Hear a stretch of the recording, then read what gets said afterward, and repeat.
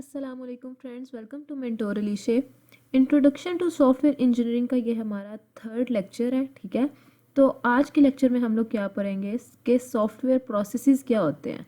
ठीक, सॉफ्टवेयर बनाने के लिए उसका लाइफ साइकिल क्या। तो आइए स्टार्ट करते हैं कि सॉफ्टवेयर को बनाने के लिए प्रोसेसेस क्या होते हैं और उसका लाइफ साइकिल क्या होता है। Coherent set of activities for specifying, designing, implementing and testing software system. मतलब कि हमारे पास सेट ऑफ एक्टिविटीज होती हैं, क्या करती हैं वो स्पेसिफाई करते हैं, डिज़ाइन करते हैं और इम्प्लीमेंट करते हैं और टेस्ट करते हैं किसको, सॉफ्टवेयर को। A structure set of activities required to develop a software system. हमारे पास कैसा स्ट्रक्चर होता है कि हम लोग अपने सॉफ्टवेयर को डेवलप कर सकें। उसके अंदर हमारे पास स्पेसिफिकेशन होती हैं, डिज़ाइन होता है, उसकी वैलिडेशन होती है और उसकी एवोल्यूशन होती है। क्या होता है हमारे पास, स्पेसिफिकेशन हम लोग करते हैं, ठीक है, डिज़ाइन करते हैं, उसको वैलिडेशन करते हैं, एवोल्यूशन करते हैं।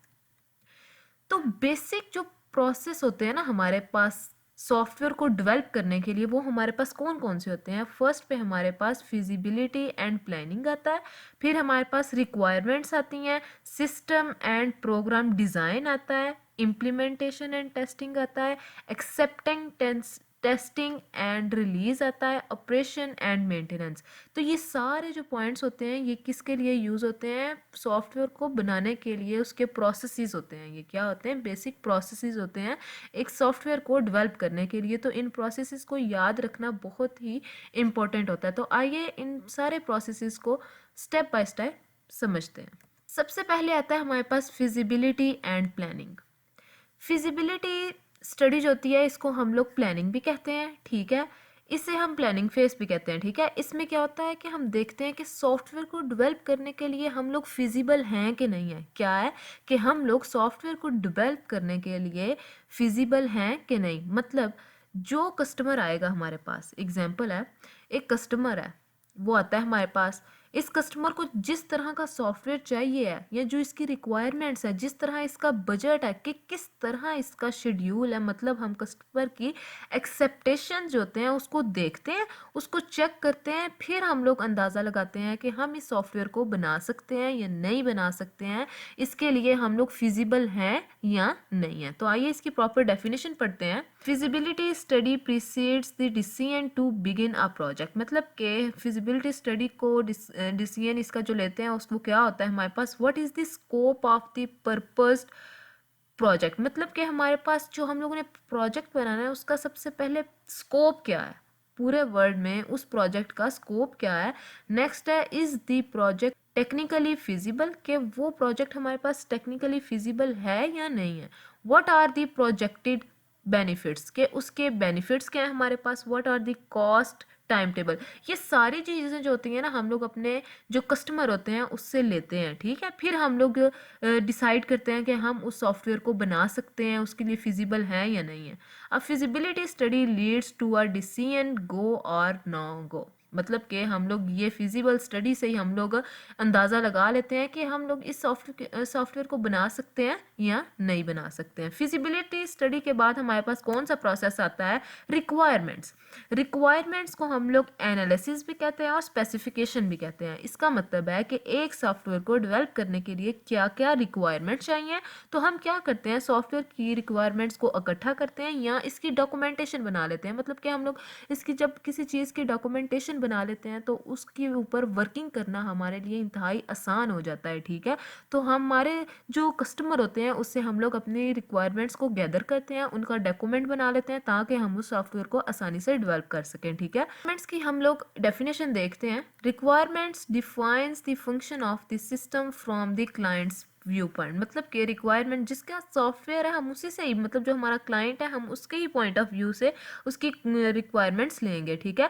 The requirement establish the system's functionality, constraints and goals by consultation with the client and user. तो उससे हम लोग पूछते हैं कि उसके कंस्ट्रेंट्स क्या हैं, उसके गोल्स क्या हैं, ठीक है। यूज़र और जो क्लाइंट होता है उनके दरमियान हम लोग ये रिक्वायरमेंट्स को फाइंड करते हैं। They are then defined in a manner that is understandable by both the client and the development staff. मतलब हम लोग ये कह सकते हैं कि सॉफ्टवेयर डेवलप करने से पहले यूज़र और जो हमारा डेवलपमेंट स्टाफ होता है वो उनके दरमियान मीटिंग होती है, उनके दरमियान हर तरह की बात होती है, मतलब सॉफ्टवेयर की रिक्वायरमेंट्स क्या होनी चाहिए, डेडलाइन क्या होनी चाहिए, ये सारा कुछ जो होता है वो उसकी रिक्वायरमेंट्स के अंदर आता है। This phase is sometimes divided into, ये जो फेस होता है किन चीज़ों के अंदर डिवाइड होता है, रिक्वायरमेंट एनालिसिस में, रिक्वायरमेंट डेफिनेशन में, रिक्वायरमेंट स्पेसिफिकेशन में। मतलब हमारे पास जो यूज़र की रिक्वायरमेंट्स होंगे उनका हम लोगों ने एनालिसिस भी करना है, उसकी डेफिनेशन भी बनानी है और उसकी स्पेसिफिकेशन वगैरह, मतलब कि अपने क्लाइंट को मुतमईन करना है। नेक्स्ट आ जाता है हमारे पास सिस्टम एंड प्रोग्राम डिज़ाइन। मतलब कि हम लोग को यहाँ पे जब हम लोग रिक्वायरमेंट्स अपने जो क्लाइंट होता है उसकी गैदर कर लेते हैं तो उसके बाद हम लोग उसका डिज़ाइन क्या करते हैं, डिज़ाइन डॉक्यूमेंट करते हैं। मतलब हम उसका एल्गोरिदम बनाते हैं, ईआर मॉडल बनाते हैं, उसकी डायग्राम बनाती है, जिसकी मदद से हमारा सॉफ्टवेयर सिस्टम जो होता है उसको बनाना आसान हो जाता है। तो design describe this system from this software developers view point, मतलब कि जिसने मतलब सॉफ्टवेयर बनाना है उसके पॉइंट ऑफ व्यू से फिर हम लोग, क्योंकि हम लोगों ने रिक्वायरमेंट्स तो अपने क्लाइंट की ले ली हैं, लेकिन जब आगे से हम लोगों ने सॉफ्टवेयर डेवलप करना है तो आगे से हम लोग कौन देखेगा, डेवलपर्स उसको देखेंगे। ठीक है, तो उसके अंदर हमारे पास सिस्टम डिज़ाइन एक होता है और एक प्रोग्राम डिज़ाइन होता है। सिस्टम डिज़ाइन में क्या आता है, match the requirement to hardware और सॉफ्टवेयर सिस्टम, रिक्वायरमेंट्स को किससे मैच किया जाता है, हार्डवेयर से और सॉफ्टवेयर से। Establishes an overall system architecture, तो उसके ओवरऑल आर्किटेक्चर को इस्टेब्लिश कर लिया जाता है। प्रोग्राम डिज़ाइन क्या है, represent the software system function in A form that can be transformed into one और मोर एग्जीक्यूटेबल प्रोग्राम, मतलब कि हम लोग 2-3 प्रोग्राम बना लेते हैं जिसमें वो एग्जीक्यूटेबल हो जाए। यूनिफाइड मॉडलिंग लैंग्वेज ये हम लोग यूज़ करते हैं प्रोग्राम की डिज़ाइनिंग के लिए। नेक्स्ट आ जाता है हमारे पास implementing and testing.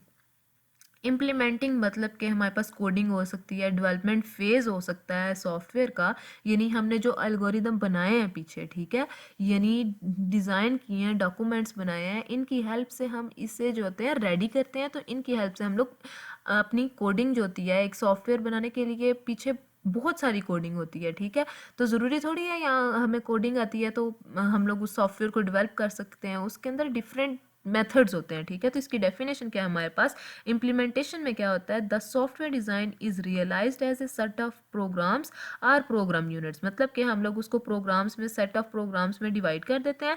The software components may be written specifically acquired from elsewhere is or modified, मतलब कि वो हमारे पास स्पेसिफिकली भी हो सकते हैं, एक्वायर्ड भी हो सकते हैं, एल्सवेयर भी हो सकते हैं, मतलब कोई भी प्रोग्राम हम इसमें लिख सकते हैं। उसके बाद आता है हमारे पास टेस्टिंग। टेस्टिंग में हम लोग क्या करते हैं, टेस्टिंग क्या होती है, हम सॉफ्टवेयर को रन करके देखते हैं कि इसमें कोई प्रॉब्लम तो नहीं है, एरर्स देखते हैं, इसकी आउटपुट जो है वो हमारे अकॉर्डिंग आ रही है कि नहीं आ रही है, तो वो सब हम किस में करते हैं, टेस्टिंग में करते हैं। Individual components are tested against specification, मतलब कि जो हमारी स्पेसिफिकेशंस हैं उससे क्या वो उस पर मुकम्मल उतर आए। ठीक है, तो वो हम लोग चेक करते हैं। The individual program unit are integrated and tested against this design by the development staff as a complete system. जब हमारा कंप्लीट सिस्टम बन जाता है उसके बाद हम लोग उसको चेक करते हैं उसमें कोई एरर तो नहीं है, उसमें हर हम लोग जो आउटपुट चाहते हैं उससे वो आउटपुट हमारे पास आ रही है या नहीं आ रही है, वो हम लोग किस में करते हैं, टेस्टिंग के अंदर करते हैं।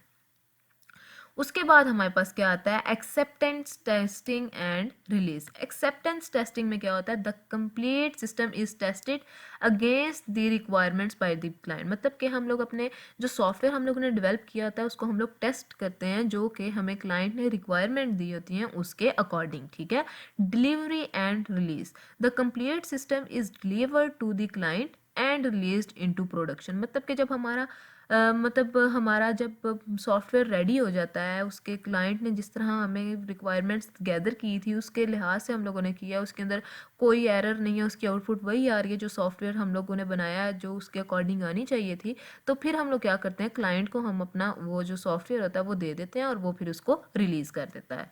उसके बाद आता है ऑपरेशन एंड मेंटेनेंस। मेंटेनेंस क्या होता है, मतलब हम सॉफ्टवेयर की अपडेशन करते हैं, मॉडिफिकेशन करते हैं, या जब कस्टमर की रिक्वायरमेंट जो है हमारे पास वो चेंज होती रहती है कि हम सॉफ्टवेयर को इम्प्रूव करने के लिए अपडेशन करते रहते हैं, तो मेंटेनेंस हमारे पास बहुत ही ज़रूरी होती है। ऑपरेशन इसमें आते हैं, the system is put into practical use, जो ऑपरेशन होते हैं उसको हम लोग किसके लिए यूज़ करते हैं, प्रैक्टिकल यूज़ के लिए।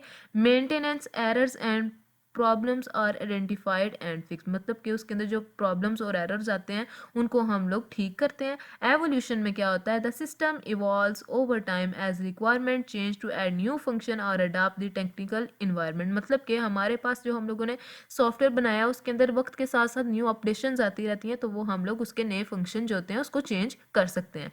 फेज आउट में क्या होता है, the system is withdrawn from services, this is sometime called software life cycle. तो ये था आज का हमारा लेक्चर कि सॉफ्टवेयर प्रोसेसेस क्या होता है, सॉफ्टवेयर को बनाने के लिए क्या पूरा प्रोसीजर होता है, उसका लाइफ साइकिल क्या होता है। अगर आपने मेरे चैनल को सब्सक्राइब नहीं किया है तो जल्द से जल्द सब्सक्राइब करें। तो मिलते हैं नेक्स्ट वीडियो में।